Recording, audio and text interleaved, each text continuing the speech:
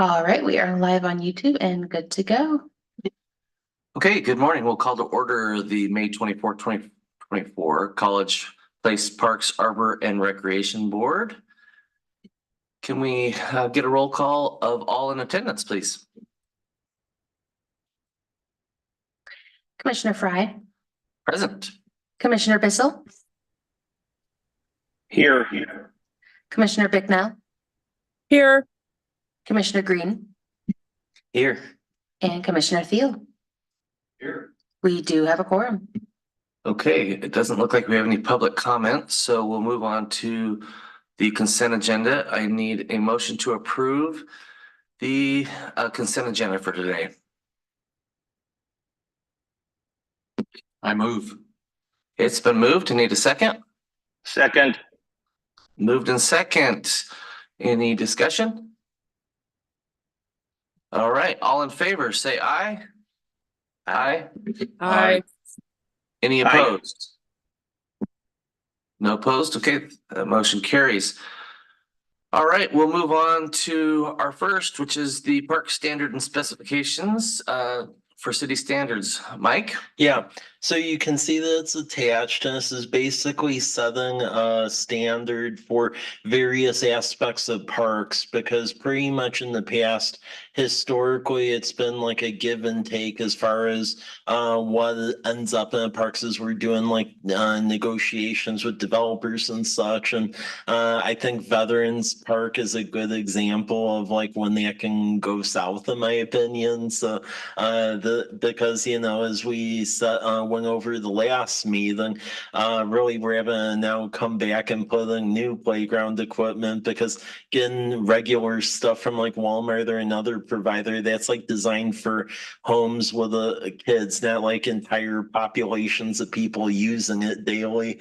So you'll see here a lot of things are just tied to standards that essentially parks departments use. You'll see that with the playground surfaces, even the park lighting. We put that's like dark sky compliant, which we're trying to aim towards.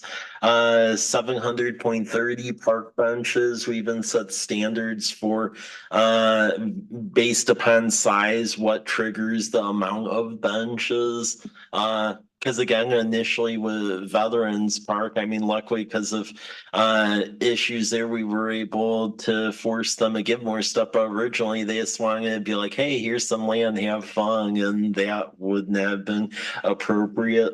700.40 park picnic tables. You can see various graphs here as far as shelters and their size, depending on if you go with polygon, hip roof, or gable or square. So as you can see, we do provide flexibility, so we aren't like super stern about it, but we are trying to protect the public here.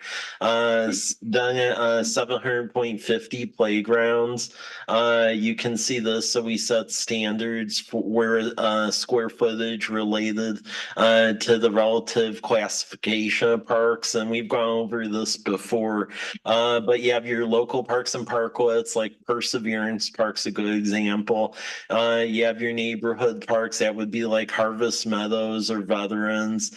The community parks, that's like Kiwanis or Lions Park. And then your regional park, that's likely what's going to be going in the new development across from the high school. I think that's going to end up being a sizable park. So you can see that there's ASTM levels for each of them, and that's a classification for type of playground equipment and such the various parks departments use. 700.60 irrigation system, again ensuring that as these parks come online, they provide an irrigation system. Otherwise, that can get lost in translation. 700.70 trails and pathways, making sure that that ends up being incorporated at cost. And then 700.80 security. This is very important because like what came up with the Veterans Park thing is there was this back and forth with a developer. Oh, well, that's a want, that's not a need. And it's like, well, no, because because activities in parks, we do need cameras, so that is actually a need, so pay for it. So this helps memorialize that so that way all parks have similar security, playground equipment, and everything else. And as new development comes online, because this will be set forth, frankly, we won't get hoodwinked. So. Questions for Mike?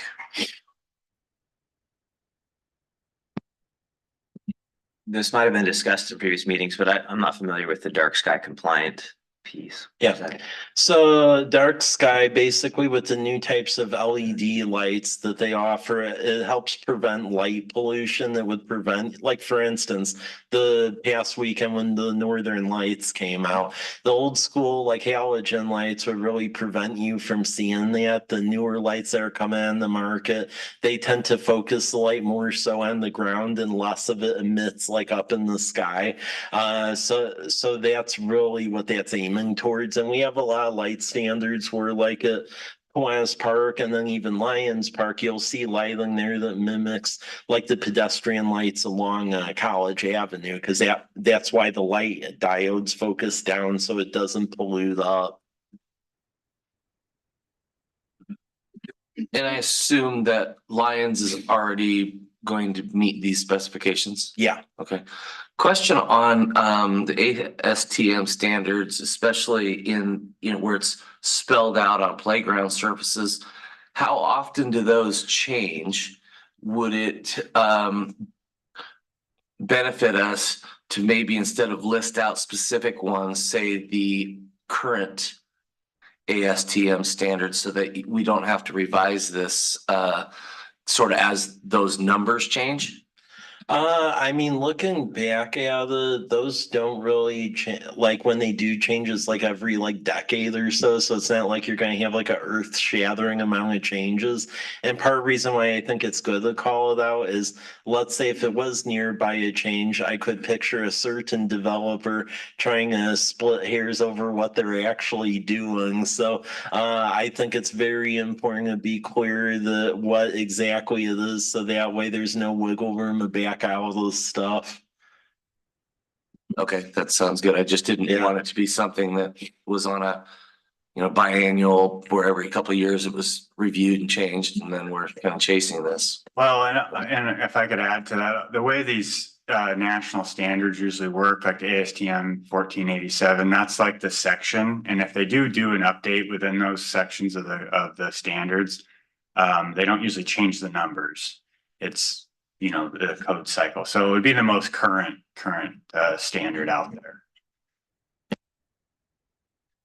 And when might this be updated? I mean, I think it's important to get something in the ground, but I think of some other categories that we might want to consider, such as there should be some sort of shade in parks. And I mean, we could always do subsequent updates to this, include other items like that. I just think relative to like what's going on, because we're supposed to get an application soon here on the Lakeside Stone Creek stuff, and I just don't want to set ourselves up like with what happened with Homestead. So ideally, if you adopt this today, we would then tee it up for council to get adopted essentially the month of June, which would be right before we get that application. And so that way we aren't doing this bizarre back and forth. And also Public Works, they annually look at their standards to see if there's any necessary tweaks. So this is like ground zero for us for parks. If there's a desire to, for instance, like have a standard ratio of how many trees you plant in a park or something like that to provide shade, that can be something that can be looked at in the coming year. The other thing I was wondering about is drinking fountains. I don't see any standard for that here. Am I missing it? The drinking fountain, we've actually had that adopted at a previous park board meeting. That was a standalone thing through Blue Zones. And then that's actually in the Public Works standards. It was like a separate resolution, so. So it's not somewhere that it would ever get missed, No. not being a part No. of this particular Yeah. document. Yeah, so.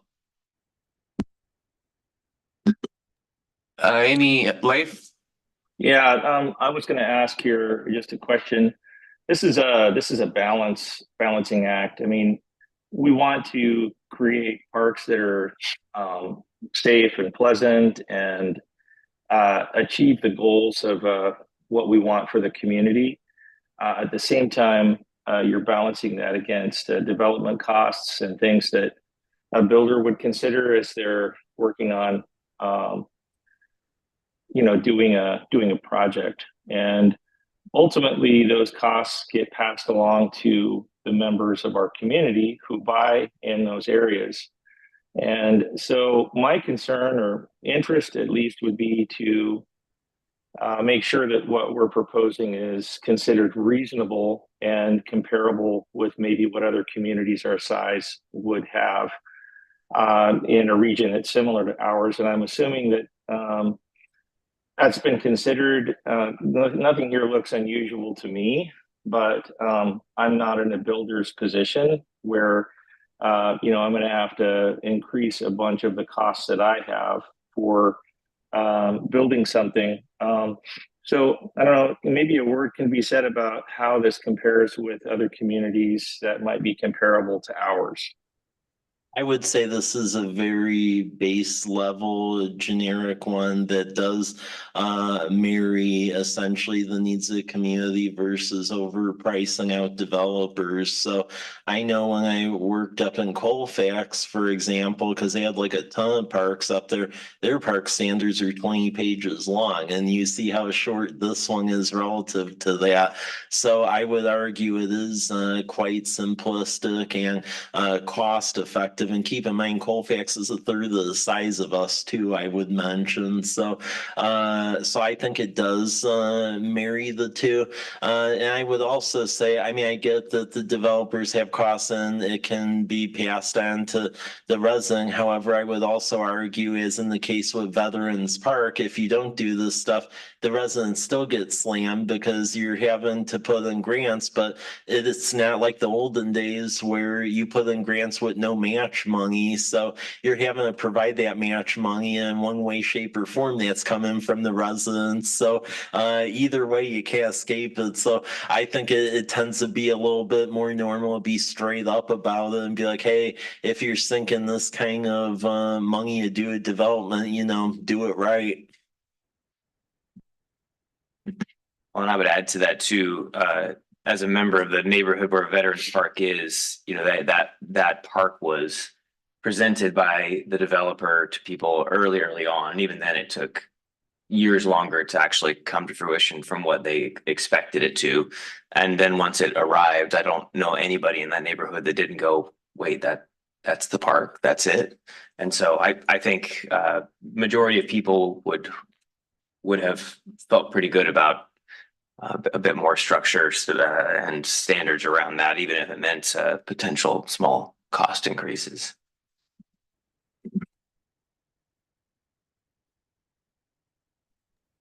Yeah, I'm all in favor of this, but I do think that considering the bigger picture is important when adopting such things. Like I say, I don't see anything there that to me is objectionable, but just having a little context is helpful from my perspective. I certainly haven't looked at what park standards are for, a multitude of different places, but it seems like it's straightforward to me. Yep. Any other discussion?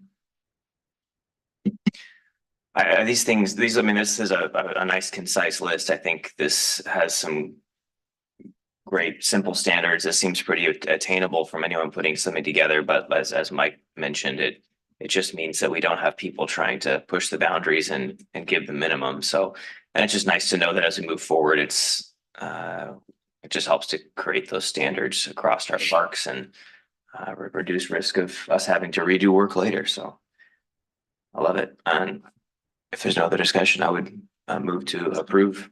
Okay, we do have a motion to approve the park standards. Do we have a second? Second, We do have a motion and a second. Any further discussion? Hearing none. Oh, go ahead. Well, I was just going to ask a question about security, but I think it's all right. I just read it again here. It's very basic, but let's continue. I would vote in favor.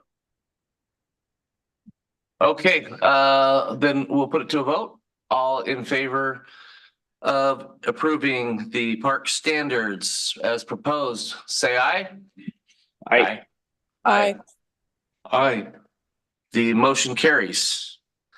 Okay, thanks, Mike. We will go on to John for Lions Park renovation update report. Thank you. So yeah, as everyone's probably aware, Lions Park renovation is fully underway. Park's closed, fenced off, and pretty much demoed. We've right now they're focusing on the stormwater component of the park renovation, which is eliminating that direct point pollution that goes from all 12th Street and the neighborhood to the south right into the pond. So they won't actually begin the in-pond work until July. That's the window that they have to work in water, but they are getting the storm line installed from the pond to the parking lot on the south side of the creek where the large filtration system will be installed. We're a little bit behind schedule. I would say that some of the submittals have been a little lacking and slow to come in on the infrastructure side of things. But the Nelson has regrouped and brought in a new project superintendent who we've worked with before, actually on this renovation of this council chamber space, and has been pretty sharp and up to speed on things. So hopefully they'll make up some time. Right now we're going through the submittal process on the building. So the bathrooms, the picnic shelter, and the storage buildings. That what's out there on that table is a sample of what the rock would look like on the bottom half of the buildings, and then we'll do a split face on the top half. So we're selecting the colors on that. It'll be a metal roof, so those are the metal samples at the bottom of the rock there. The playground colors have been finalized. There's still a couple of pieces of equipment that we have to choose some colors on, but those 3 rubber samples represent the fall protection area that meets that ASTM standard that you guys just recommended for approval on. So we'll have 3 different colors in there. And then the little metal samples are a couple of the greens that the playground structure will have on them. There's also purple, and I think there's a purple, and it's purples and greens basically in the play structure itself. The splash pad, we just rejected for a second time the submittal on the actual splash pad equipment. It does not meet the flow requirements that were in the original design. They submitted for a different manufacturer. So we're working through that process. I don't believe any of that's going to cause any sort of delays, but because there's still a lot of underground work that needs to happen. Jumping back to the stormwater, we did choose to realign the main line that was going through. There's 3 heritage trees near the pond that are sycamores that it was going to go right through the middle of those, and there was some concern about the root structure and damaging the root structure to those 3 heritage trees. So we've moved that line to the south of those trees, closer to the toe of the slope, which is resulting in the need to remove 6 additional trees from the slope. But no love loss there. They are cottonwood trees that we're taking out on the slope. So And not only are they just, a huge, allergy issue for a lot of people, they also drop limbs randomly and they're really kind of a safety hazard anyhow. And so we're happy to get those out of the park. So that's our second change order on the project, to get those trees removed from that slope. The first change order was the fencing around the park. We forgot that we needed fencing around the park to keep it secure. But so there haven't been a lot of surprises along the way, other than just being a little slow out of the gate. Otherwise, we're pretty happy with how things are going. They're maintaining access to the Lions Club. So if there's any events that you were planning on attending at the Lions Club, but there's still access into that facility. So they're still operational there. And the Lions Club has had a member. We meet weekly, and they with the contractor. And at the beginning of each one of those meetings, a Lions Club member attends that meeting, and they can voice any concerns. So we're all up to speed on what any issues they might be having. So that's, if there's any questions, we have to take them right now. But that's basically the update on Lions Park.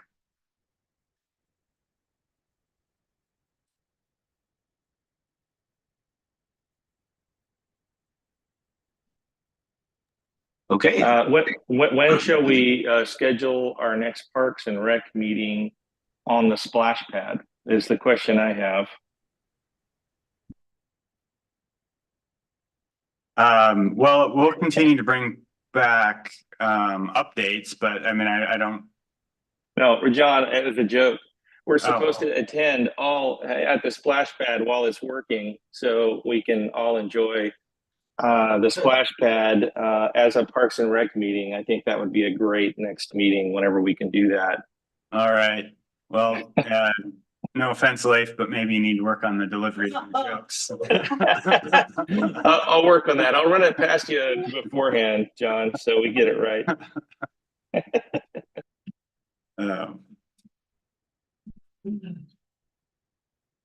Oh, and just because they tangentially tie Lions Park, just update on a couple more things. With the community center itself, we have applied for more earmark money from Senator Murray and Cantwell, and then Kathy McMorris Rogers. CMR has issued her listing for the next fiscal year, and both the community center and the new water tower are on it. So it still has to get duked out of the committee, but it looks like it's both are going somewhere. And then as far as the sidewalk project goes, this coming Tuesday, we're gonna let that at council to JUB engineers, and they're gonna start engineering the sidewalk from 8th and College all the way to 8th and Larch to fill the gaps. So, and I guess one other thing I would add, the Kiwanis Park electrical project, that's complete, and so in time for the farmers market, which is, when is that? 30th. So next week. So everybody come out to the farmers market this next Thursday. okay, thank you. Let's go on, John, to Parks Plan progress. Okay, so not a lot to update there. You all were, thank you for your feedback on the survey.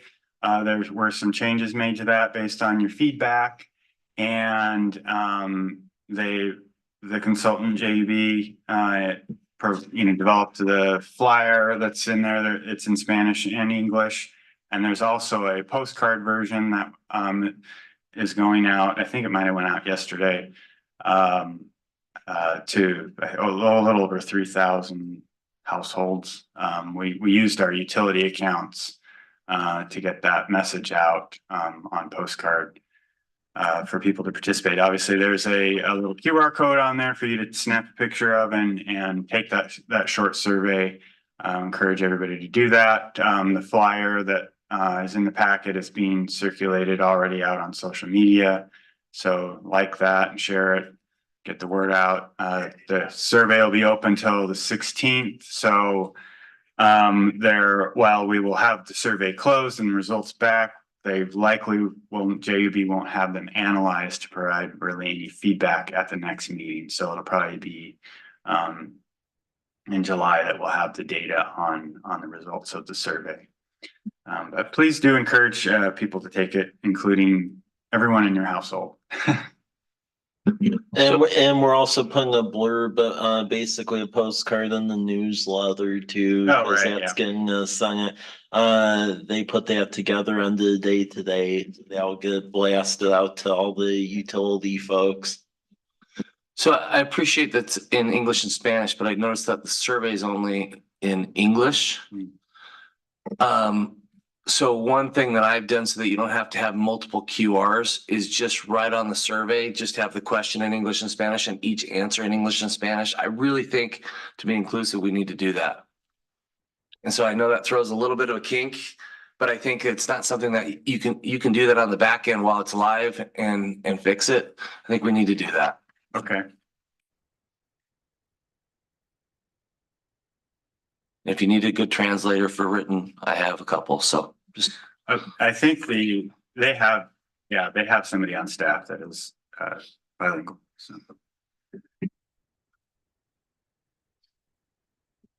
I will contact them as soon as we're done here. Any other comments? Just pulled it up on my phone. It's good. There's a lot of good questions on there.